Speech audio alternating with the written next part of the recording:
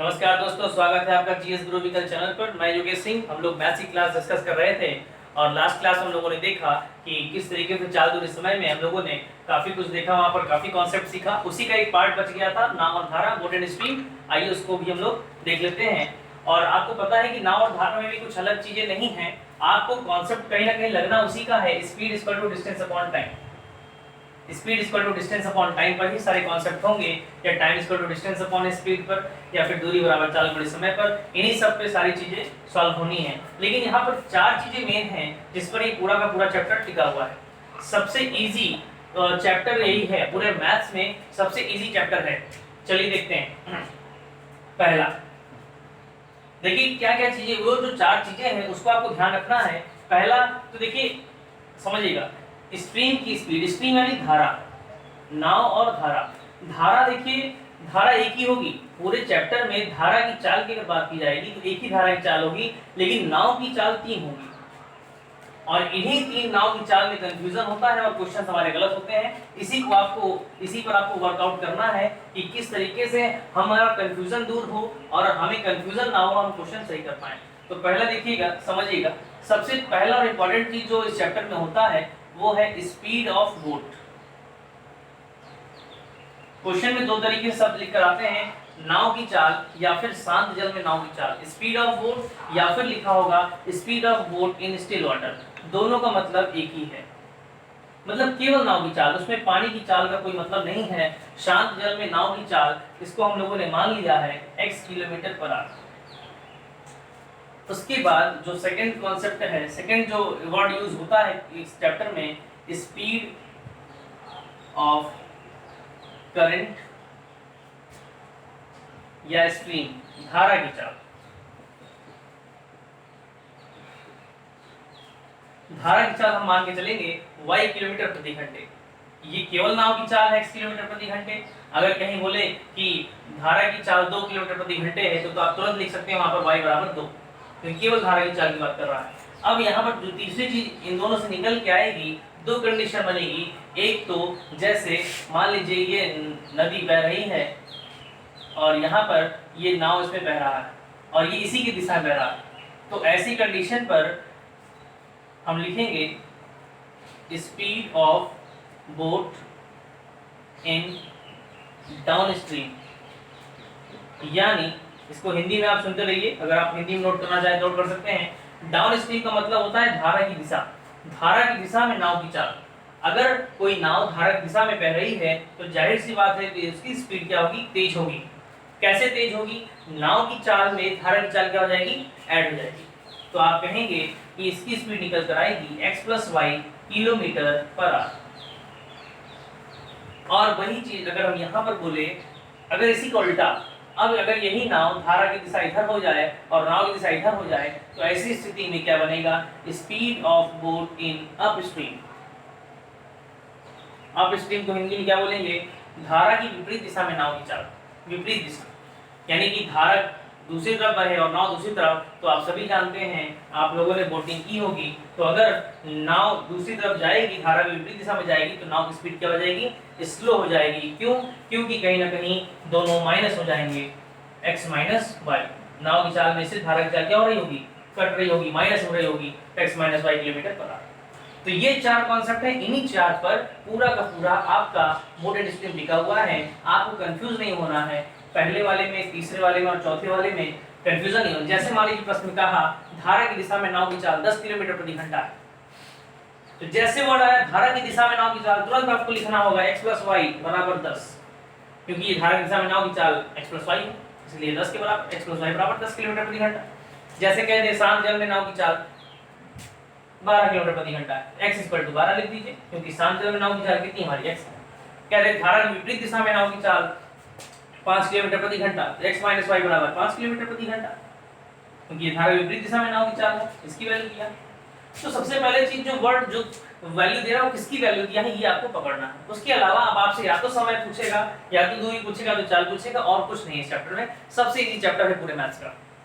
चलिए हम लोग क्वेश्चन के माध्यम से देखते हैं। चलिए पहला प्रश्न देखते हैं। कह रहा है एक नाविक का शांत जल में वेग 6 किलोमीटर प्रति घंटा है तथा धारा का वेग 2 किलोमीटर प्रति घंटा है। नदी में नाविक का स्थान ए से स्थान बी तक जाने तथा वापस ए तक आने में कुल 4 घंटे 30 मिनट लगते हैं, तो दूरी ए भी ज्ञात कीजिए।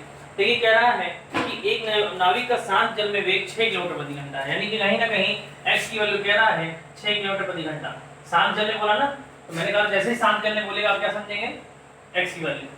धारा का वेग 2 किलोमीटर प्रति घंटा, y की वैल्यू 2 किलोमीटर प्रति घंटा। कह रहा है जाने और आने में लगा समय a से b तक जाता है, a से b तक जाता है और b से तक वापस आता है, तो उससे कुल मिलाकर 4 घंटे 4.5 घंटे लगते हैं, 4 घंटे 30 मिनट।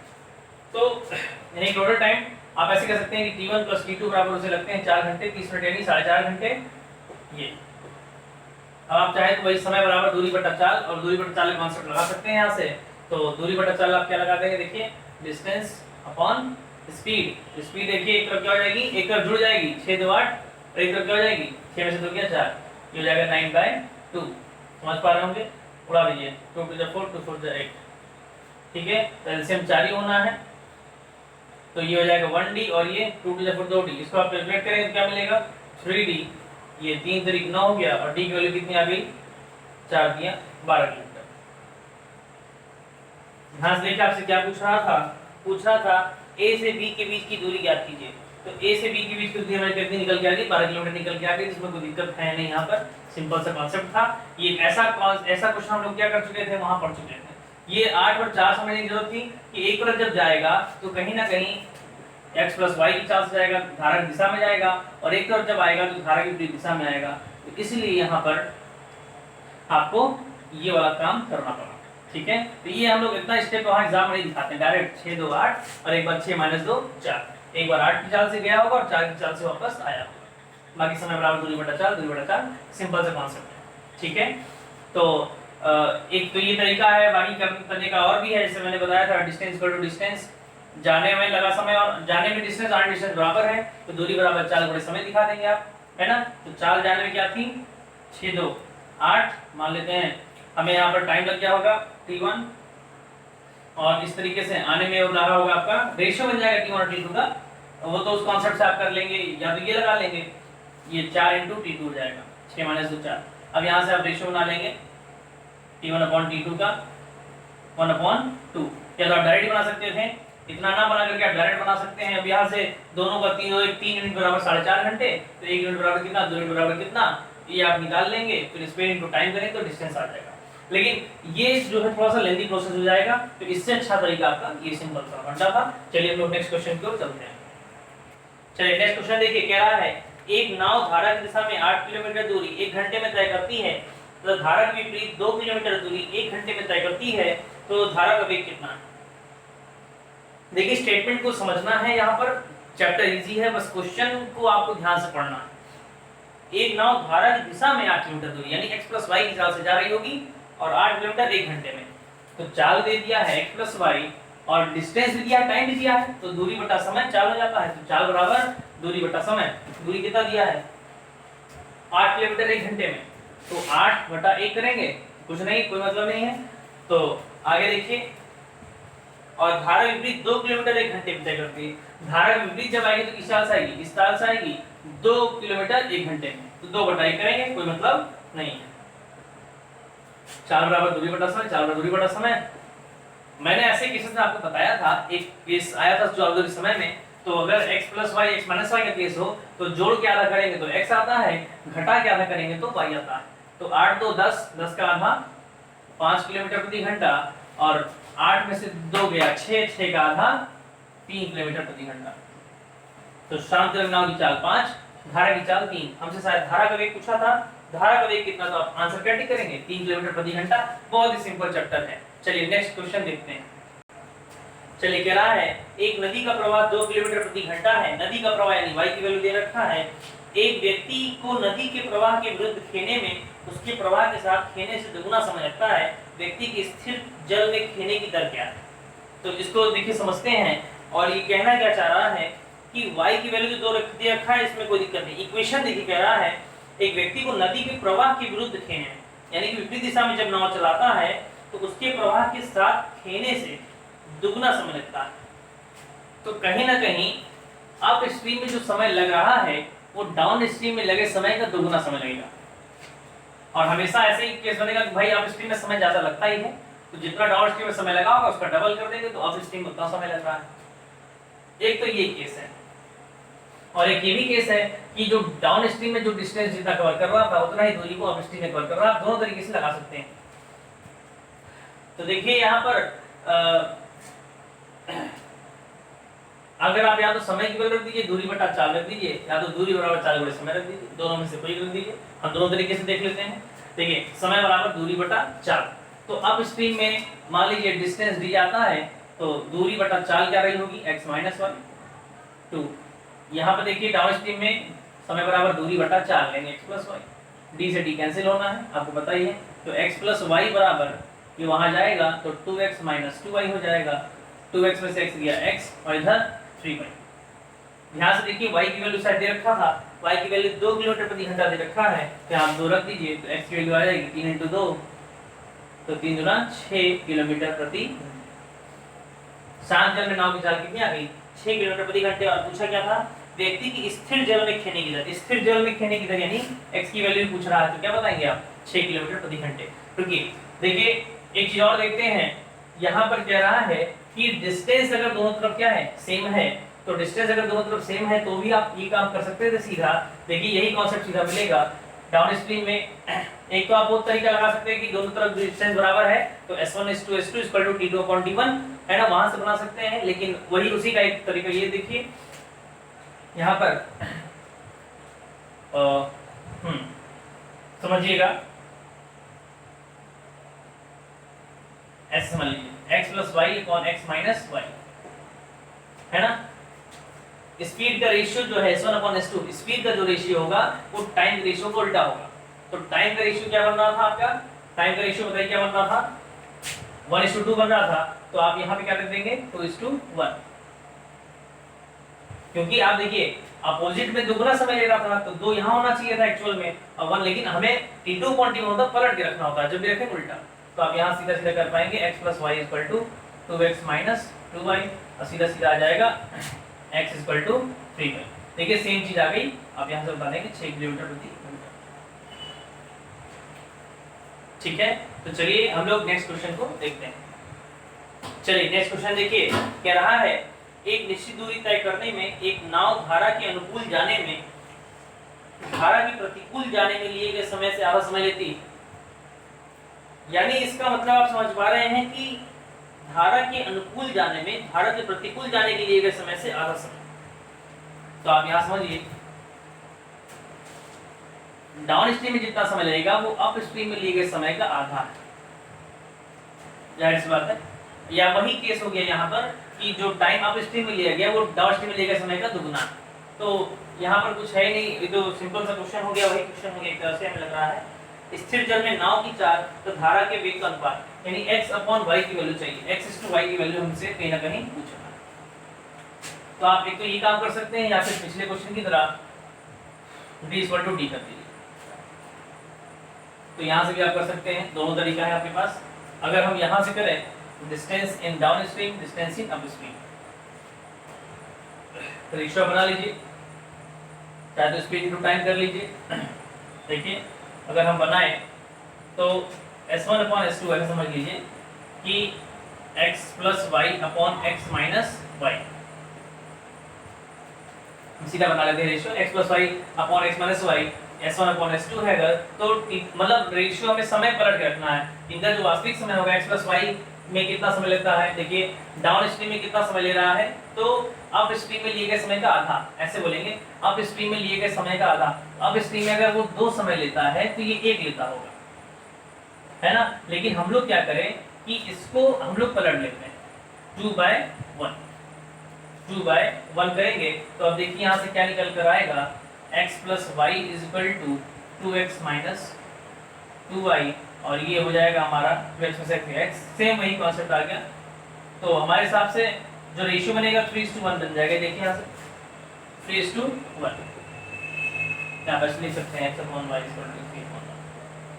ठीक है, तो आप यहाँ पे ये कर लीजिए। आप यहाँ से देख लीजिए डाउन स्ट्रीम में जो समय अगर लग रहा है समय बराबर दूरी बटा 4 डिस्टेंस अपॉन डाउन स्ट्रीम में speed x plus y, same यहाँ पर distance upon x minus y into 1/2 D D cancel हो गया, सेम वही कॉन्सेप्ट आ गया। देखिए 2x माइनस 2y वहाँ चला जाएगा, equal to x plus y हो जाएगा, और 2x माइनस x क्या हो जाएगा, x हो जाएगा, 2y प्लस वाई 3y हो जाएगा, y जी निकल गया, x की वैल्यू 3 y की वैल्यू 1, ये जी निकल गया।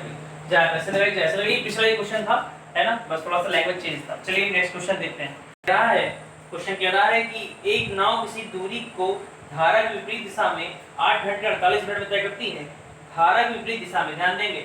फिर कह रहा है कि धारा की दिशा में इस दूरी को 4 घंटे में तय करती है। तो शांत जल में नाव की चाल और धारा के वेग का अनुपात, यानी कहीं ना कहीं आप शांत जल में नाव की चाल x और धारा का वेग यानी y, x/y आपसे पूछ रहा है। और क्वेश्चन ये दे रहा है कि अगर वो जब अपोजिट, ऐसे समझिएगा, एक चीज यहाँ पर और देखिए, 8 घंटे 48 मिनट में तय करती है, तो धारा की दिशा में इस दूरी का नहीं सेम डिस्टेंस है, डिस्टेंस अगर हम लोग बराबर दिखा दें, दूरी बराबर दिखा दे तो केस वही है s1/s2 जो होगा आपका x प्लस वाई और x माइनस वाई जो होगा वो इनके द्वारा लिए गए समय का उल्टा हो जाएगा। एक्चुअल में जो समय होता है पहले वो देख लेते हैं, फिर उसको उल्टा कर देंगे। तो x प्लस वाई 4 घंटे ले रहा था, धारा की दिशा में 4 घंटे लेता था, देखिएगा एक्चुअल में ये 4 घंटे लेता था, और x माइनस वाई केस में 8 घंटे 48 मिनट ले रहा था। 8 घंटे 48 मिनट को आप चेंज कर ले जल्दी से, 48/60 करके 12 चौक 48, 12 5 60, 5 घंटे 40 44, ये हो जाएगा 44/5। तो समझिएगा, लेकिन हम लोग क्या करेंगे, उल्टा लिखेंगे, ध्यान दीजिएगा, ये 44/5 हो जाएगा और ये कितना ले रहा था 4, अपोजिट लिखना होता है। अब यहाँ समझिए 5 कहीं ना कहीं क्या आ जाएगा, नीचे आ जाएगा, तो x plus y upon x minus y 44/20, तो ये हो जाएगा आपका 4 से काट दीजिए 11/5, तो फिर क्रॉस मल्टीप्लाई करेंगे तो 11x माइनस 11y बराबर 5x प्लस 5y, 11x में से 5x चला जाएगा 6x, और 11y हो जाएगा, जुड़ेगा 11 5 16y, 2 3 6 2 8 16, x की वैल्यू 8, y की वैल्यू 3। तो आप रेशियो क्या लगाएंगे, 8:3। तो ऑप्शन चेक कर लेते हैं, इसमें ऑप्शन 8:3 है, ठीक है। तो ये आपका उत्तर हो गया। समझ पाए, कुछ करना नहीं है, सेम कॉन्सेप्ट था, डिस्टेंस कहीं ना कहीं क्या था, बराबर था। करने के और भी तरीके थे, आप इसको अगर इस तरीके पे जा रहे तो ठीक है। अगर आपको मान लीजिए ये रखने में कंफ्यूजन, हम लोगों ने स्पीड डिस्टेंस टाइम ही कॉन्सेप्ट पढ़ा था, तो वो हम इंप्लीमेंट कर रहे हैं, ठीक है। s1 s2 upon s2 t2/t1 कब होता था, जब डिस्टेंस हमारा बराबर हुआ करता था। एक्चुअल समय पहले आप देख लिया करिए कि सेम डायरेक्शन में 4 ले रहा है, अपोजिट कितना ले रहा है कई रफ में, उसके बाद इसको आप पलट के रख लीजिए, बस इतना ही करना है आपको, ठीक है। बाई करने का और अगर कंफ्यूजन हो तो पूरा रखिए, डिस्टेंस की वैल्यू रखिए स्पीड इनटू टाइम। जैसे आप यहाँ पे देखिए एक स्टेप बता रहे थे जल्दी से, x स्पीड, इसके हिसाब से टाइम 4 घंटे ले रहा था, और x माइनस वाई से जब जाता है distance in down stream, distance in up stream, तो स्पीड इनटू टाइम कितना ले रहा था आपका, तो 44/5। तो आप यहाँ से कैंसिल आउट करके निकाल सकते हैं ये 11। अब आप यहाँ निकालिए 5x plus 5y equal to 11x minus 11y। ये भी आपके लिए सिंपल है, सीधा आप यहाँ पर पहुँच जाएंगे। तो ये आपको करना नहीं पड़ेगा ज़्यादा सोचने की जरूरत। ये उन लोगों के लिए ज़्यादा दिमाग, जिनके पास दिमाग है, और ये उन लोगों के लिए जो दिमाग कम लगाना चाहते हैं, तो जल्दी जल्दी सॉल्व हो जाएगा। चलिए नेक्स्ट क्वेश्चन पे आते हैं। चलिए देखिए, हम लोगों का लास्ट क्वेश्चन है कोरेंट स्ट्रीम का, उसके बाद आप प्रैक्टिस करेंगे। कह रहा है एक नाव धारा के विपरीत 30 किलोमीटर तथा धारा की दिशा में 44 किलोमीटर दूरी तय करने में 10 घंटे लेती है। मतलब अगर वो विपरीत जाए 30 किलोमीटर और दिशा में आए 44 किलोमीटर तो 10 घंटे लेती है। वही नाव उसी चाल से धारा के विपरीत 40 किलोमीटर तो धारा की दिशा में 55 किलोमीटर दूरी तय करने में 13 घंटे लेती है। तो शांत जल में नाव की चाल कितनी है, x की वैल्यू आपसे पूछ रहा है, शांत जल में नाव की चाल। अब आपको देखना है ये इक्वेशन बेस, देखिए थोड़ा सा है यहाँ पर कॉन्सेप्ट। एक नाव धारा के विपरीत 30 किलोमीटर और दिशा में 44, कहने का मतलब इतना है कि वो कहीं ना कहीं टोटल टाइम आपको दे रखा है कि टोटल टाइम आपको 10 घंटे ले रहा है। पहले केस में देखिए time taken down stream plus time taken up stream, तो कितना ले रहा है, 10 घंटे ले रहा है। और उसी केस में विपरीत 40 और 55 अगर बात करें तो बस 13 घंटे ले रहा है।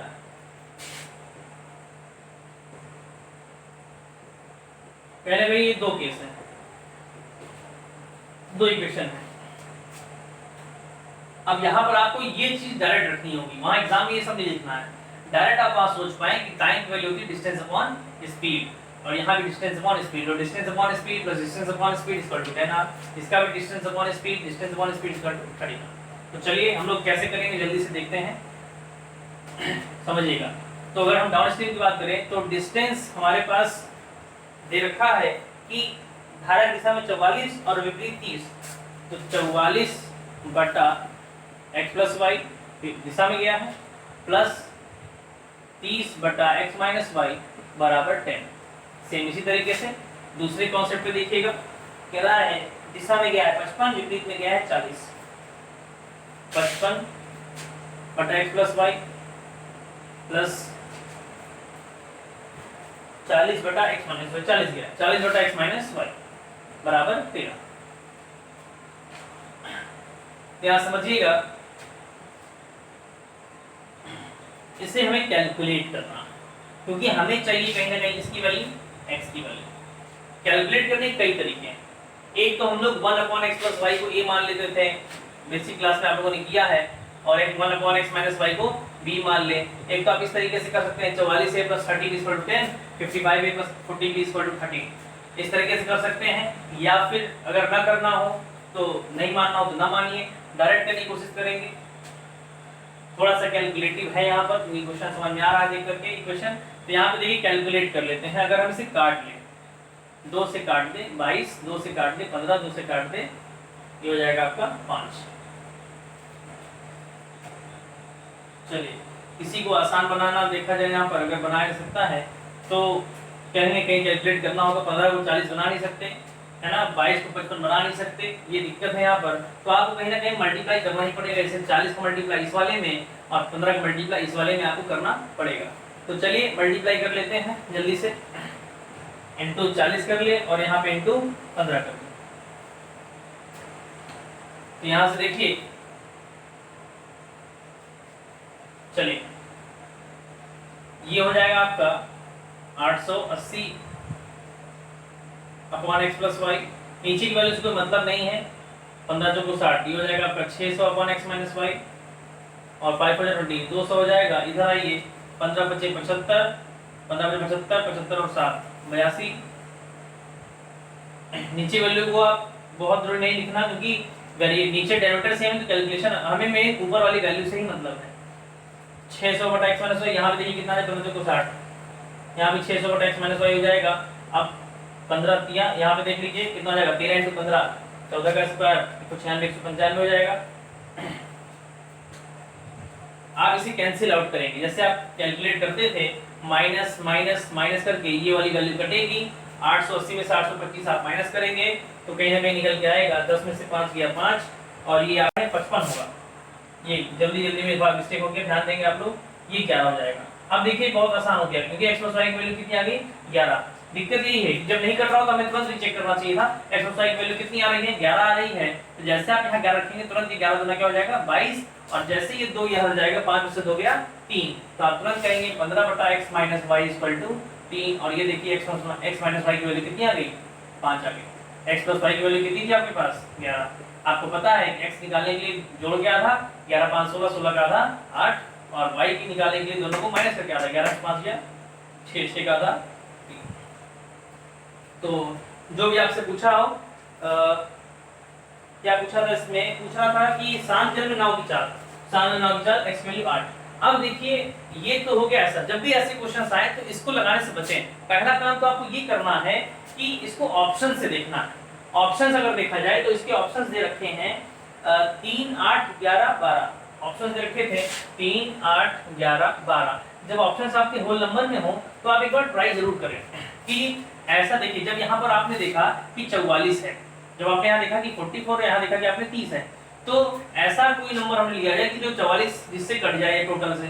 तो अगर हम 8 और 3 लेके चलें, भाई नाव की चाल हमेशा ज्यादा होगी पानी की चाल से, ये नाव की चाल लीजिए, ये पानी की चाल लीजिए। तो 8 और 3 अगर हम लेके चले तो 8 3 11, 44 बटा 11 करके देखेंगे, 44 बटा 11 तो ये 4 हो जाएगा, ध्यान देंगे थोड़ा समझिएगा, ये 4 हो जाएगा। और अगर यही x माइनस वाई 8 माइनस 3 अगर करें 5 हो जाएगा, 5 से ये 30 कटेगा तो ये कितना हो जाएगा 6 हो जाएगा। और देखिए बराबर में 10 था भी, ये मतलब काम करेगा हमारा। तुरंत इसको दूसरे वाले में इंप्लीमेंट करा के देख लेंगे। अगर काम कर रहा है 8 3 11 11 से 55 5 हो गया, 8 में 3 5 5 से 8 हो गया और 8 5 13 भी आ गया। इसका मतलब हमारा यही आंसर सही था, y की वैल्यू 3 x की वैल्यू 8। तो आप तुरंत 8 टिक करके आगे बढ़ जाते हैं। यानी कि पहला काम क्या करना है, वहां पर ऐसे केसेस में जब टिपिकल हो डेटा तो वहां पर पहला काम है ऑप्शंस से आप कोशिश करेंगे करने का। अगर नहीं बनता तब आप इक्वेशंस को जल्दी से जल्दी सॉल्व करने की कोशिश करें। ठीक है, चलिए ये था नाव धारा, और नाव धारा में यही एक क्वेश्चन है जो थोड़ा सा टिपिकल है, बाकी सारे क्वेश्चंस इजी हैं, टिपिकल नहीं लेंदी। ठीक है, चलिए अब हम लोग अगली क्लास में, जो कि हम लोग की लास्ट क्लास होगी, एसआई और सीआई पे डिस्कस करेंगे। और लेखपाल के सिलेबस में आपको इतना सफिशिएंट है, अगर आप इतना तैयार कर लेते हैं तो पूरे 25 के 25 नंबर आपको मिल जाएंगे। बस आपको थोड़ा सा प्रिपरेशन करने की जरूरत है, इतने को, लेकिन ज्यादा से ज्यादा कम पढ़िए, सॉलिड पढ़िए, पूरा का पूरा जितने ज्यादा हो सके मैक्सिमम क्वेश्चंस को करने की कोशिश करिए हर चैप्टर के। चलिए नेक्स्ट क्लास हम लोग देखते हैं, मिलते हैं।